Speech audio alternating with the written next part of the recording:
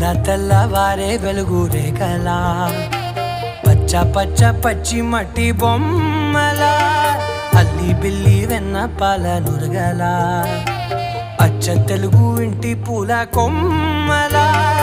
దేవదేవుడే పంపగా ఇలా దేవతే మా ఇంట అడుగే పెట్టెనంట బ్రహ్మ కళ్ళలో కాంతులే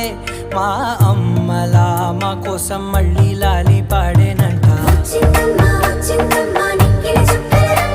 నా బ్రహ్మచర్యం బాకీ చెరిపేసిందమ్మా.